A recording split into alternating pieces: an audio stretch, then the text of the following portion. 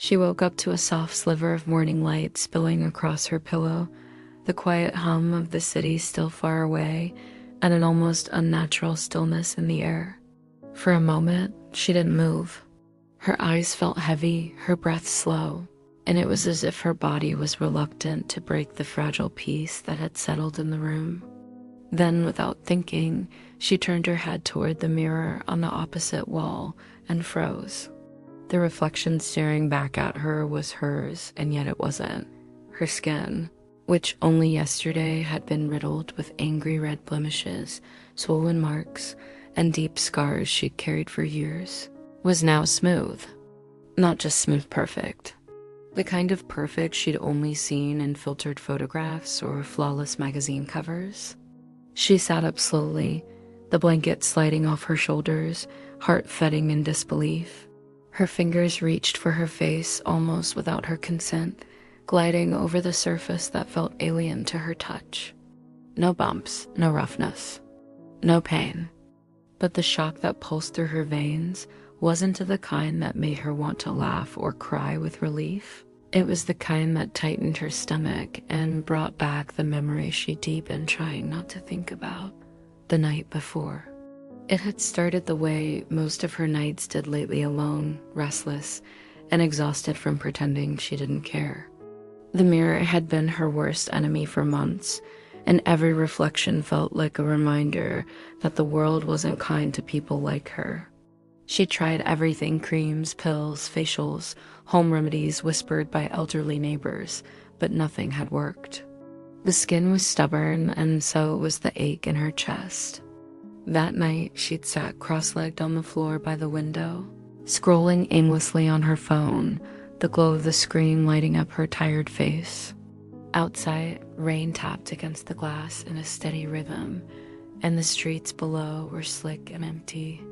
It was nearly midnight when she heard it, soft at first, then more distinct, a slow, deliberate scratching on the glass of her window.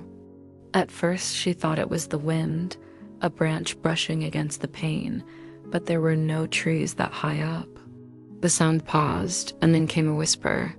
A voice, a low, almost melodic voice that seemed to wrap around her name in a way that felt intimate and invasive all at once. She'd wanted to move, to stand up, to do anything but sit there frozen, but something about the voice held her still. When she finally turned toward the sound, her breath caught in her throat. There, just beyond the thin veil of rain-streaked glass, stood a figure.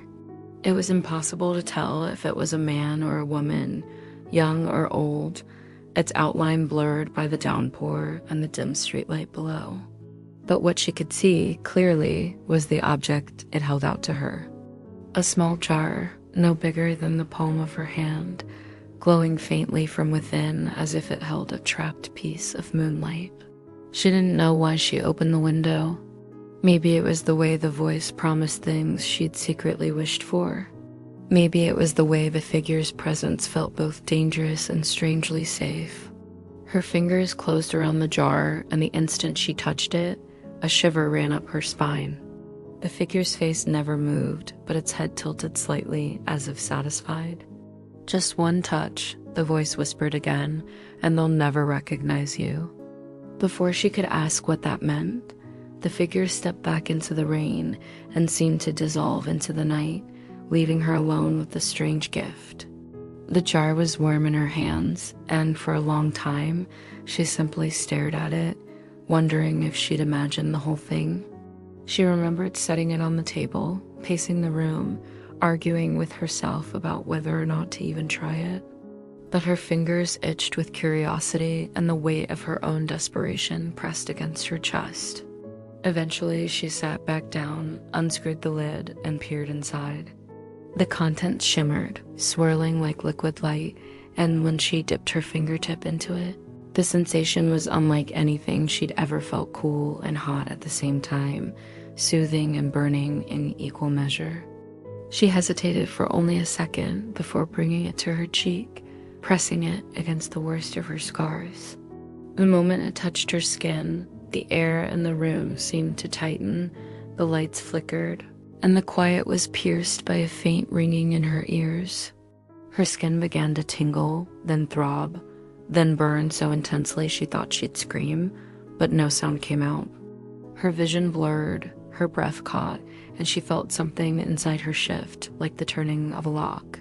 She stumbled toward the mirror, gripping the edges as she watched the angry red marks fade before her eyes, replaced by flawless smoothness.